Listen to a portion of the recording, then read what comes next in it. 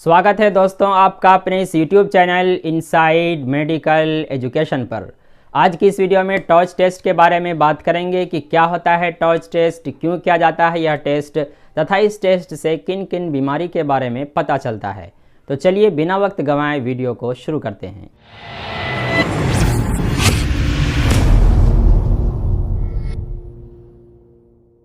दोस्तों टॉर्च एक तरह का स्क्रीनिंग टेस्ट है जिसके ज़रिए कई तरह के इन्फेक्शंस का पता लगाया जाता है। टॉर्च जिसे कभी कभी टॉर्च के नाम से भी जाना जाता है। अब बात कर लेते हैं कि टॉर्च का मतलब क्या होता है। टॉर्च में टी का मतलब होता है टॉक्सोप्लाज्मोसिस। ये एक तरह का इन्फेक्शन है जो कि टॉक्सोप्लाज्मा नाम के एक पैरासाइट के वजह से हमारे शरीर में होता है। टॉर्च में ओ का मतलब होता है अदर इन्फेक्शंस। इसमें सिफिलिस तथा हेपेटाइटिस बी जैसे इन्फेक्शंस का पता लगाया जाता है। टॉर्च में आर का मतलब होता है रूबेला, जिसे आमतौर पर जर्मन मीजल्स के नाम से भी जाना जाता है, जो कि एक तरह का वायरल इन्फेक्शन होता है। टॉर्च टेस्ट में सी का मतलब होता है साइटोमेगालोवायरस और टॉर्च टेस्ट में एच का मतलब होता है हर्पीस सिम्प्लेक्स वायरस। और अगर इस टेस्ट को टॉर्च से पुकारें तो इसमें एस का मतलब होता है सिफिलिस। अब बात कर लेते हैं कि टॉर्च टेस्ट कब कराया जाता है। आमतौर पर प्रेगनेंसी के फर्स्ट ट्राइमेस्टर में टॉर्च टेस्ट की सलाह दी जाती है ताकि पता लगाया जा सके कि इन सभी इन्फेक्शंस में से कोई इन्फेक्शन है या नहीं, क्योंकि इसके वजह से बच्चों में कंजेनिटल एब्नॉर्मलिटीज़ के खतरात बढ़ जाते हैं। और ऐसे भी अगर किसी के शरीर में ऐसे लक्षण नज़र आ रहे हों जो कि इन सभी बैक्टीरिया, वायरसेस या पैरासाइट की वजह से हो सकता है, तो भी उसके कन्फर्मेशन के लिए टॉर्च टेस्ट की सलाह दी जाती है। एक वजह यह भी हो सकता है कि अगर बार बार मिसकैरेज हो जाता हो तो भी इस टेस्ट की सलाह दी जाती है। अब बात कर लेते हैं कि टॉर्च टेस्ट के रिपोर्ट को कैसे रीड करें। दोस्तों टॉर्च एक तरह का एंटीबॉडी टेस्ट है। इसका मतलब ये हुआ कि टॉर्च टेस्ट में जितने भी बैक्टीरिया, वायरसेस या पैरासाइट आते हैं उसके खिलाफ एंटीबॉडी बना है या नहीं, इसी के मदद से उस पार्टिकुलर बैक्टीरिया, वायरसेस या पैरासाइट का पता लगाते हैं। इसको आसानी से समझने के लिए एंटीबॉडी के बारे में जानना होगा। एंटीबॉडी हमारे शरीर में बैक्टीरिया, वायरसेस या पैरासाइट के खिलाफ तैयार होता है और उससे लड़कर हमारे शरीर को उससे बचाता है। अब इसी के ज़रिए पता लगाया जाता है कि उस पार्टिकुलर पैथोजन का इन्फेक्शन है या नहीं।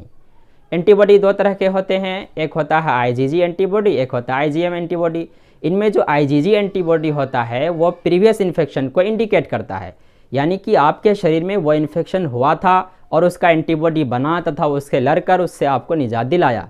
इसलिए अगर आपके टॉर्च टेस्ट में आईजीजी एंटीबॉडी पॉजिटिव आ रहा हो इससे घबराने की कोई बात नहीं, बल्कि ये तो अच्छी बात है कि आपके बॉडी में इन्फेक्शन तो हुआ लेकिन उसके खिलाफ एंटीबॉडी बनकर उसे डिस्ट्रॉय कर दिया, इसलिए तो अभी तक आईजीजी पॉजिटिव आ रहा है। अब बात कर लेते हैं आईजीएम एंटीबॉडी की। अगर इनमें किसी के खिलाफ आईजीएम एंटीबॉडी पॉजिटिव आ रहा है तो इसका मतलब ये है कि वह पार्टिकुलर बैक्टीरिया, वायरसेस या पैरासाइट का इन्फेक्शन प्रेजेंट टाइम में चल रहा है, यानी आईजीएम एंटीबॉडी प्रेजेंट इन्फेक्शन को रिप्रेजेंट करता है।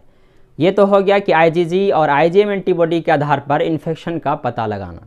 अब बात कर लेते हैं कि इन्फेक्शन अगर हो गया हो तो उसके क्या क्या लक्षण हो सकते हैं तथा प्रेगनेंसी के दौरान प्रेग्नेंट वुमेन में क्या क्या लक्षण प्रकट हो सकते हैं तथा बच्चों में क्या क्या कॉम्प्लिकेशन डेवलप हो सकते हैं। पहले बात कर लेते हैं T4 टॉक्सोप्लाज्मोसिस के बारे में। यह एक तरह का पैरासाइटिक इन्फेक्शन है।